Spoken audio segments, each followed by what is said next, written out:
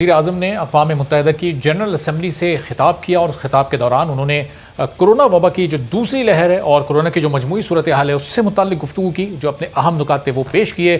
انہوں نے کہا کہ آئی ایم ایف کو جو ممالک ہیں غریب ممالک ان کے قرضے معاف کرنے چاہیے, ان کے قرضے مؤخر کرنے چاہیے, اور ساتھ ہی انہوں نے اس بات پر بھی زور دیا کہ پوری دنیا کو اس وقت مل کر اس وبا سے نجات حاصل کرنے کے لیے کوششیں کرنی ہیں. اور آئی ایم ایف نے بھی اس حوالے سے کچھ تفصیلات شیئر کی ہیں جو کہ کورونا وبا سے متعلق ہے. آئی ایم ایف کی جانب سے کہا گیا ہے کہ 78 ممالک کو مجموعی طور پر آئی ایم ایف نے اس کووڈ سے نمٹنے کے لیے قرض دیا تھا.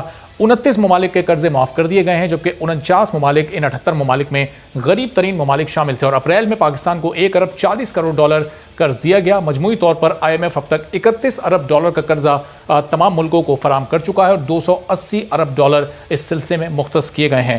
منیر اکرم صاحب ہمارے ساتھ موجود ہیں, اقوام متحدہ میں پاکستان کے مستقل مندوب ہیں. اس پوری صورتحال پر مجھ سے گفتگو کرتے ہیں. منیر صاحب بہت شکریہ پروگرام کے لیے, آپ نے وقت نکالا. تو منیر صاحب, وزیر اعظم یہ کہہ رہے ہیں کہ جو غریب ملک ہیں ان کے قرضوں کو مؤخر کیا جائے, معاف کیا جائے. آئی ایم ایف یہ کہہ رہا ہے کہ 29 ملکوں کے قرضے وہ آلریڈی معاف کر چکا ہے. پاکستان کس کیٹیگری میں ہے؟ وہ جو غریب ترین ممالک 49 ہیں ان میں پاکستان کا شمار ہوتا ہے آئی ایم ایف کی لسٹ میں. پاکستان کو اپریل میں بھی قرضہ دیا گیا تھا, تو یہ صورتحال کو ذرا واضح کیجیے. جی, پاکستان وہ 70 ملک ہیں جن کو ڈیٹ سسپینشن ملی ہے, ان میں پاکستان شامل ہے. اور پاکستان اس سسپینشن سے سب میں جو زیادہ فائدہ ہوا ہے وہ پاکستان کو پہنچا ہے. تو اس میں جو ہماری ری پیمنٹس تھیں قرضے کی وہ فی الحال روک دی گئی ہیں. جو ڈیٹ کینسلیشن ہے وہ لیسٹ ڈیولپڈ کنٹریز جو ہیں, سب میں غریب جو ملک ہیں ان کی کینسل کی ہے آئی ایم ایف نے. پر ابھی ان کی جو بائیلیٹرل ڈیٹ ہے اور جو پرائیویٹ سیکٹر کی ڈیٹ ہے اس پہ ابھی تک فیصلہ نہیں ہوا ہے. تو پرائم منسٹر صاحب نے ایک 10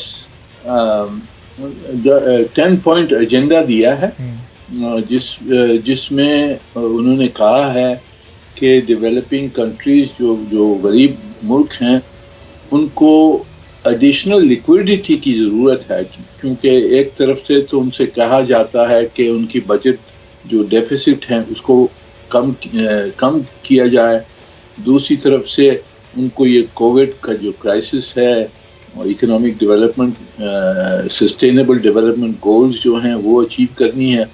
تو اس لیے ان کو ایڈیشنل پیسے کی ضرورت ہے, لیکوڈیٹی کی ضرورت ہے. تو اس کو کس طرح سے حاصل کیا جائے وہ انہوں نے یہ 10 پوائنٹ کا پلان دیا ہے, اور ہم اس پلان کو اب یہاں ڈسکس کریں گے اور دیکھیں گے کس طرح سے اس میں اضافہ ہو سکے. اور منیر صاحب, یہ جو پیمنٹس روکی گئی ہیں آئی ایم ایف کی جانب سے, اس میں جو ابھی تاخیر موقع دیا گیا ہے, تو یہ کب تک کے لیے اس کو روکا گیا ہے؟ کووڈ جب تک مکمل ختم نہیں ہو جاتا اس وقت تک ڈیلے, یا پھر کوئی ڈیٹ اس کی دی گئی ہے؟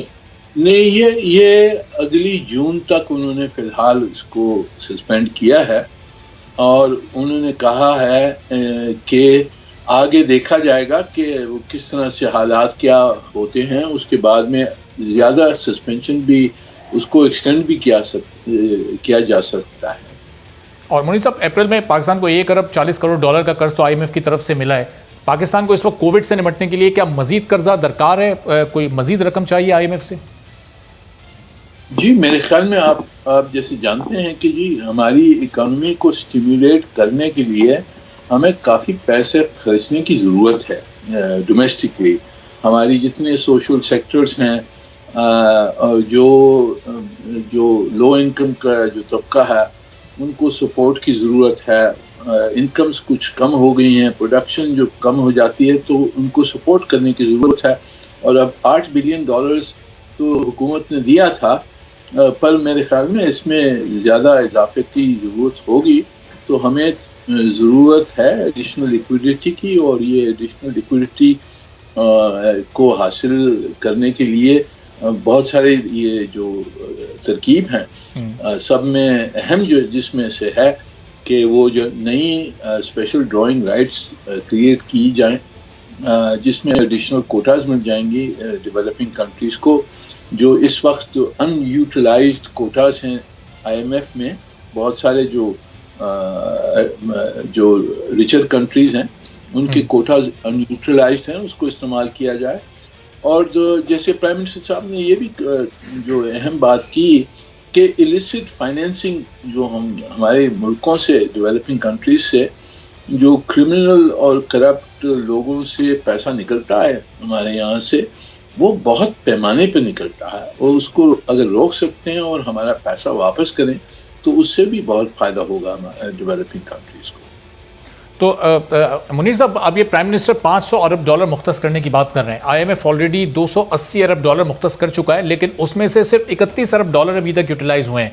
تو یہ کووڈ کو تو 7-8-9 ماہ ہو چکے ہیں اب تک, یہ یوٹیلائزیشن اتنی سلو کیوں ہے؟ کیا دوسرے ممالک کے لوگ پرائم منسٹرز قرضہ لینا نہیں چاہتے IMF سے, یا IMF کا ٹرسٹ نہیں ہے ان پر؟ یوٹیلائزیشن اتنی سلو کیوں ہے اب تک؟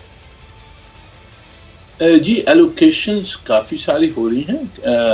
اس کی یوٹیلائزیشن میں جیسے آپ جانتے ہیں کہ IMF اور ورلڈ بینک ان کے پروسیجرز ہوتی ہیں, ان کو اپنی ڈیو ڈیلیجنس کرنی ہوتی ہے, اس کے بعد میں وہ قرضے دیتے ہیں اور ایکسٹینڈ کرتے ہیں فیسلٹیز.